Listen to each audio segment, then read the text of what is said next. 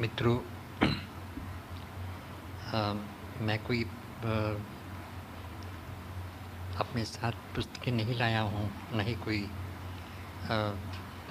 मेरे पास ऐसा कोई लिखा हुआ एविडेंस है। काश होता जिसके आधार पर मैं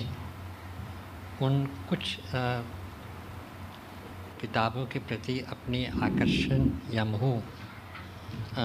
को प्रमाणित कर पाता, जिसने मेरे रहने, जीने और लिखने के जीवन में महत्वपूर्ण मोड़ लाने में योगदान दिया है। एक तरह से ये खोई हुई मोहब्बत को दोबारा से याद करना है। मैं नहीं समझता कि 20वीं शताब्दी में मैंने जो उपन्यास पढ़े हैं वो उन उपन्यासों से बहुत अलग थे जो 18वीं या 19वीं या पहली या दूसरी शताब्दी में लिखे गए थे। क्योंकि आज जब मैं अपने इस 20वीं शताब्दी के प्रिय पुस्तकों के बारे में सोच रहा था तो मुझे अचानक लगा कि मेरा एक स्टेबल एक आधारभूत क्राइटेरिया है जिसके नीचे अनकॉन्शियसली अवचेतन रूप से मैं अपनी किताबों को चुनता रहता हूँ, उनका मूल्यांकन करता रहता हूँ, उनसे प्रेम करता रहता हूँ। और वो पुस्तक अगर मुझसे कहा जाए तो वो टॉल्स्टॉय की वॉर एंड पीस है। ये अजीब बात है कि मेरे अपने जीवन के लेखन के जीवन में, अगर लेखक के जीवन में कभी इस बात के प्रति कोई ज़्यादा गहरी आसक्ति नहीं हुई कि मैं इतने बड़े पैमाने पर मानवीय नियति का विवरण कर सकूं जैसा टॉल्स्टॉय ने किया है। लेकिन जब कभी मैं कोई उपन्यास या कोई कथा इस मैग्नीट्यूड के धरातल पर पढ़ता हूँ जहाँ विभिन्न किस्म की नियतियों को अलग अलग ढंग से देखकर मनुष्य की विभिन्न भावनाओं को उसके अंतरतम में जाने का दुस्साहस और जोखिम एक लेखक उठाता है जैसा टॉल्स्टॉय ने किया था, तो सहसा अनायास मेरे दिल पर वो एक अमिट छाप छोड़ जाती है। 20वीं शताब्दी का अगर कोई उपन्यास मेरे लिए वॉर एंड पीस की तुलना में आता है वो प्रूस्ट का रिमेम्बरेंस ऑफ थिंग्स पास्ट है।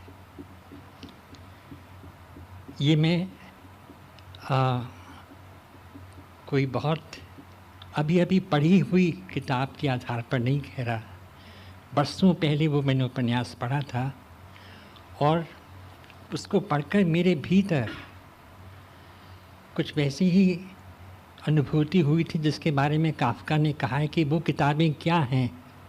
वो किताब आखिर क्या है अगर वो मन के भीतर जमी हुई बर्फ़ की झील को कुदाली की तरह नहीं तोड़ती थी।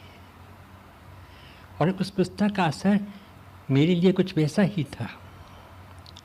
और वो विभिन्न स्तरों पर वो मुझे विमोहित करती और आश्चर्य में डालती रही कि एक व्यक्ति मेरे जैसा ही एक असाधारण रूप से मनुष्य की भावनाओं के अंतिम छोर पर जाकर उसे कतरता रहता है,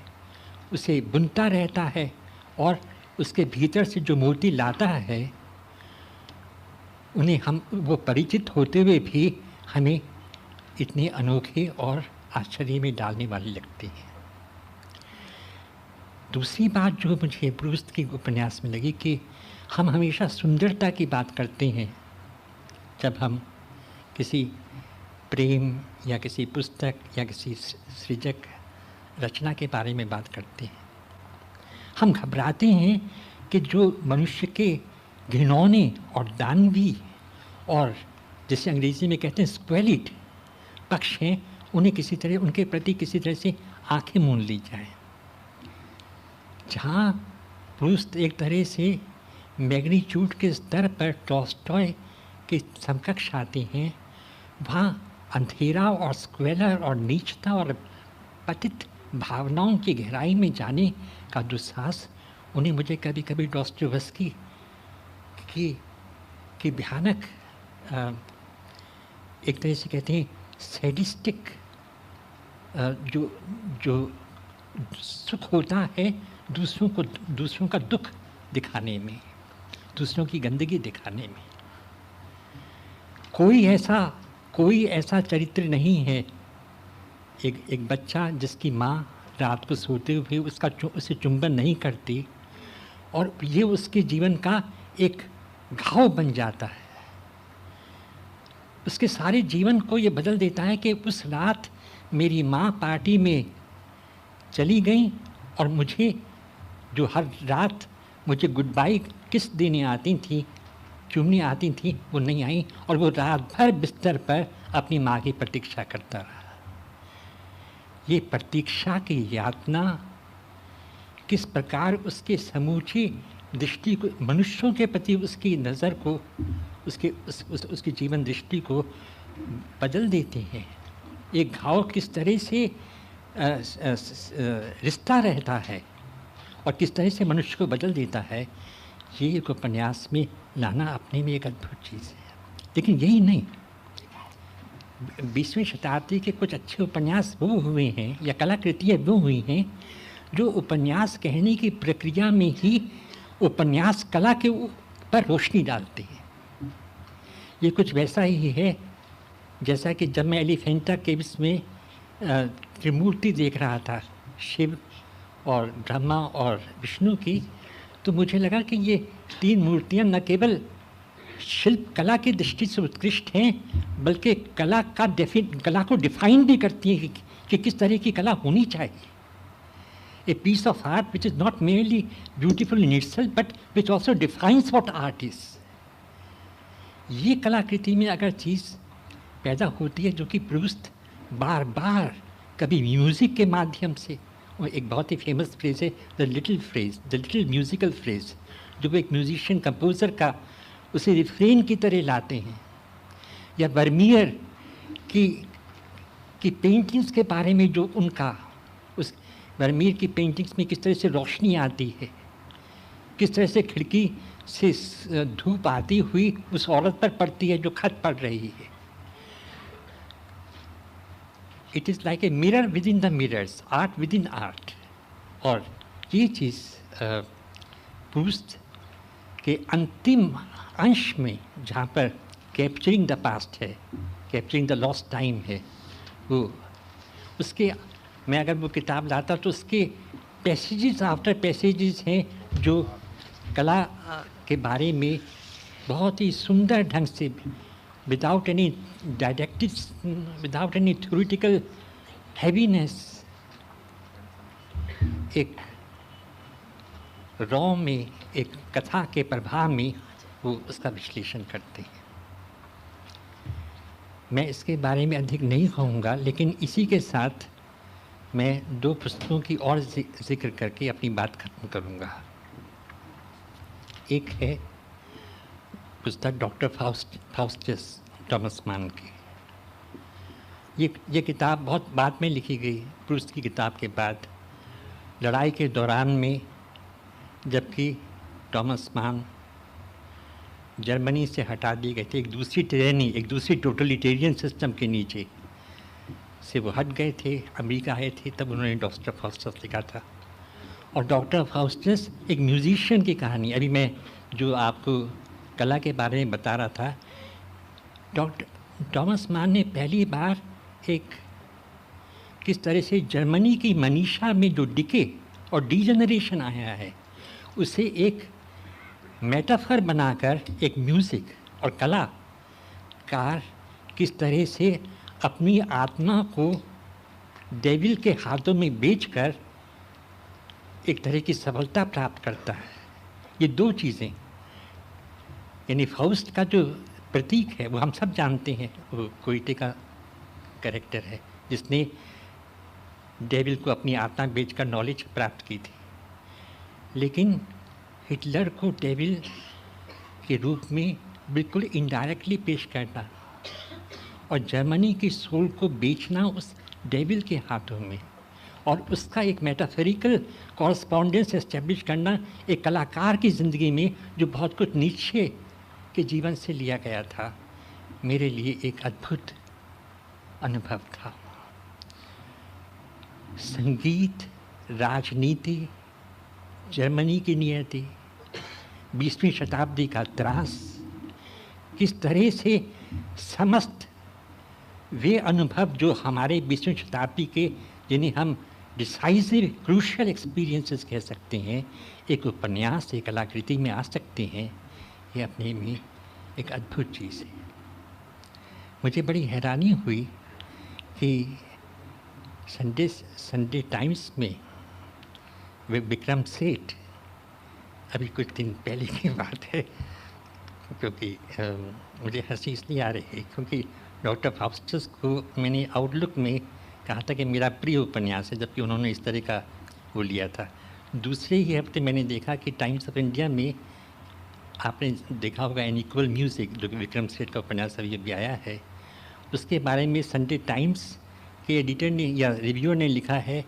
कि विक्रम सेठ का ये उपन्यास एक म्यूजिशियन के बारे में इतना सफल है, जबकि और उपन्यास जो कि म्यूजिशियंस के बारे में लिखे गए हैं और उसने डॉक्टर फाउस्टस का नाम लिया, वो इतनी ज़्यादा रद्दी और इतनी असफल रहे। मुझे इतना शौक पहुंचा क्योंकि मेरे लिए वो उपन्यास पढ़ना अपने में एक मेमोरेबल एक्सपीरियंस था। लेकिन किस तरह से दो रीडिंग्स एक ही टेक्स्ट के बारे में इतनी अलग हो सकती हैं, ये अपने में अलग चीज़ है। अंतिम किताब जो कि जिस पर मैं आऊँगा वो है रेणु का मेला अंचल। मैंने हिंदी में बहुत से उपन्यास पढ़े हैं। शेखर मेरे लिए एक निर्णायक टर्निंग था। शेखर को पढ़ना मेरे लिए किस तरह से अज्ञे ने प्रकृति, मनुष्य, भारतीय मनुष्य में व्यक्ति चेतना का विकास, एक पहली बार जिसे हम कह सकते हैं एन इंडिविजुअलिस्टिक कॉन्शियसनेस का प्रादुर्भाव एक कथाकृति में कैसी धीरे धीरे जन्म लेता है,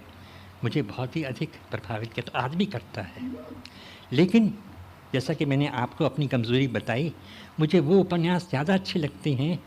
जो इंटीमेट रिलेशनशिप्स के बावजूद एक परिदृश्य को आलोकित करते हैं, जैसे वॉर एंड पीस या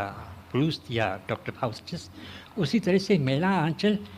एक स्वतंत्रता के बाद हिंदुस्तान के ग्राम जीवन में किस तरह का एक आमूल परिवर्तन आया था, और उस परिवर्तन को सोशोलॉजिकल टर्म्स में ना व्याख्या करके काव्यात्मक रूपक और प्रतीकों में व्यक्त करना, ये अपने में एक चैलेंज था जिसे कि रेणु ने स्वीकार किया। कितना अलग है वो प्रेमचंद से। प्रेमचंद की समूची कथाकृति के ढांचे को बदल कर, उसे तोड़कर, उसे एक एपिसोडिक स्ट्रक्चर में बांट कर समूची उदासी और विषाद को के कुहेले को छींट कर किस तरह से आदमी गरीबी और यातना के भीतर भी अपने संगीत, अपने सुख, अपने जीवन की जो जिजीविषा है उसे लेकर जी सकता है। और वो भी एक बिहार का किसान जिसकी गरीबी की व्याख्या नहीं की जा सकती, उस गरीबी का विश्लेषण जयप्रकाश, समाजवादी पार्टी, समूची पार्टियों के भीतर जो परिवर्तन हो रहा है, एक कथाकृति के माध्यम से समूचे ग्राम्य जीवन के परिवर्तन को और उसके भीतर रहने वाले अनेक जातियों के व्यक्तियों के जीवन में जो ये परिवर्तन आया है, दुखी भी और सुखी भी, ये मेरे लिए एक अविस्मरणीय अनुभव रहा है। मित्रों, पुस्तकें मैंने बहुत पढ़ी हैं, मुझे बहुत अच्छी भी लगी हैं। मुझे बहुत दुख होता है कि समय नहीं है कि मैं उन सब के बारे में बात कर सकूं, लेकिन ये इन तीन पुस्तकों ने अलग अलग ढंग से मुझे बहुत ही एनरिच किया है, समृद्ध किया है, एक व्यक्ति के रूप से भी और लेखक के रूप से भी। मैं अपने को बहुत ऋणी पाता हूँ उनके प्रति। धन्यवाद।